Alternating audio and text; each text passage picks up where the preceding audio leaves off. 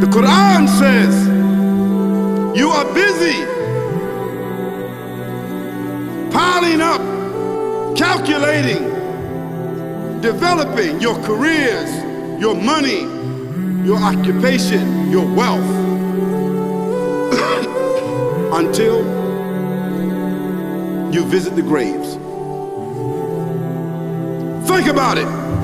When was the last time that you went to a funeral? Was it your mother? Was it your father? Was it your grandfather? Was it your uncle? Was it your cousin? Was it your friend? Was it your wife? Was it your husband? The last time that you visited the grave, when you went to a funeral and you saw that person whom you loved that was laughing, crying, live, boasting, wealthy, educated, denying, arrogant, whatever they were. What was the demeanor of the people when you walked in that funeral home? When that person was stretched out in their last suit? What was the demeanor? Were the people cracking jokes? Were they dancing? Were they clapping and singing songs? No. Silence. Melancholy. Trauma. Why? Because every person that walked in that room, seeing that person stretched out, the first thing they thought about was not the person. The first thing they thought about was that one day, this will be me. So Allah said, Alhaakumut takathur. All of us, all of you are engaged in running your mouths, doing your business, multiplying, buying houses, cars, business, whatever you're doing. And when you're told about God, religion, life, morality, you're saying, look, I ain't got no time for that. I ain't got no time for that. I don't want to hear that. I don't even believe in God. Matter of fact, I don't even know if I'm going to die, and if I do, maybe I'm coming back again. As a matter of fact, science is so sophisticated that I think really that they're on the verge of being able to solve the whole thing of death soon. We ain't got to die. If we got enough money, we don't even have to die. See how arrogant people can be until they visit the funeral house. And then after you go to the funeral house, if you got the guts, if you're able to do so, you go to the grave. And now this is another scenario. And you say to yourself, is that it? I mean, 50, 60 years, scraping, struggling, scheming, lying, stealing, fornicating, jumping up and down, begging, working, and this is the end of it? I mean, is this what's gonna happen to me?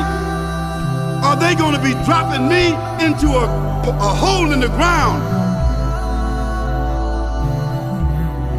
A hole in the ground, the same hole that a cat digs after it defecates. Just a little deeper.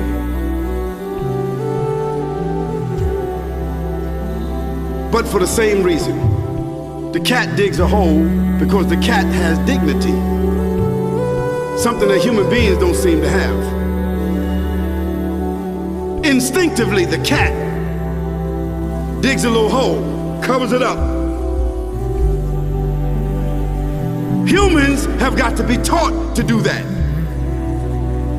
But it's for the same reason.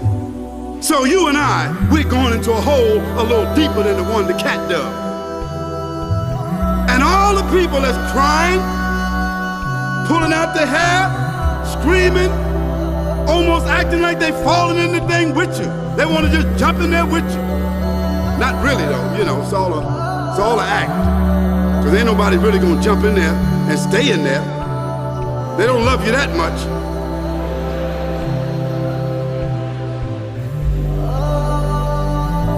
And then after all the shoveling get done, and they fill it up, and the box, you can't even see the box no more, the coffin that cost $5,000. I don't know what did they burn somebody a $5,000 coffin for? I mean, if I was a funeral director, after they left, I would dig them back up and put them in another box and take that box back.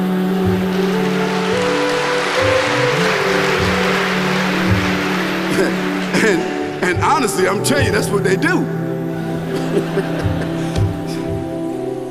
Yeah. So after all the money and all the drama, and they dig that hole and put you in there and cover you up, and everybody goes back to the place, go back to mama's house or daddy's house or whoever's house, and we cook some chicken or whatever it is, and we do a little dancing and drink some scotch and forget all about that person. And then we want the lawyer to come now and talk about, divvying up the spoils. So if that woman who died had a husband, somebody else gonna marry him, you know that. And that man who died, that woman, in about 6 months or a year of grieving or whatever it is, she gonna come to understand that she needs somebody else to be with, so she gonna marry somebody. So that means if his suits are still in the closet and he can fit them, who gonna wear them? So it really means that after all this time, and the people walk away from that grave, it's over. What about that person in the grave? What's happening? Because you know and I know that death is almost like sleeping. Death is like sleeping.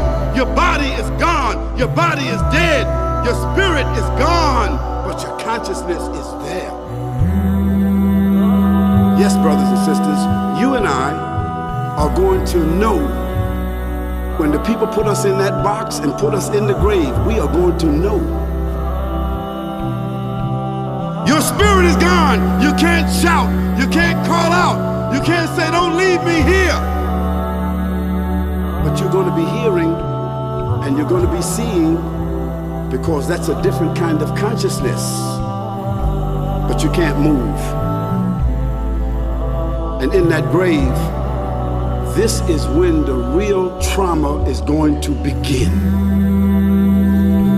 Because there's a reason for humans to go inside the grave. If the Creator wanted to, He could have caused us to live and then disappear into the atmosphere. But He didn't. He caused us to go into another womb called the tomb. You started out in the womb of your mother, and you wind up in the womb of the earth called the tomb. From the womb to the tomb.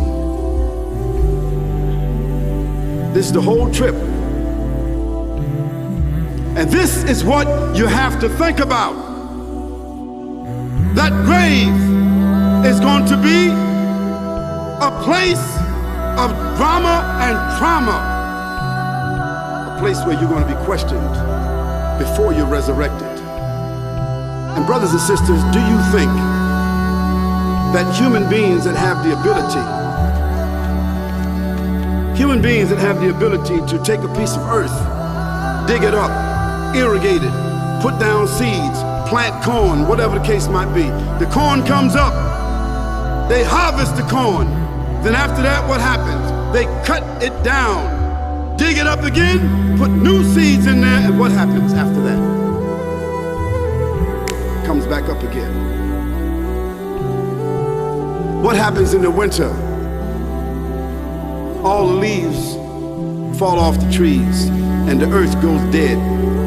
And what happens in the springtime? The water comes, generates the earth again, germinates all over again, new grass, new leaves, new flowers, new fruits. So Allah says, and a sign for them is the dead earth. After that, we give it life. Then you eat the fruits from that. So Allah says, the one who gave you life in the beginning, is He not able to give you life all over again in order to judge you? Yes, certainly. You may want to deny it because you don't want to be judged.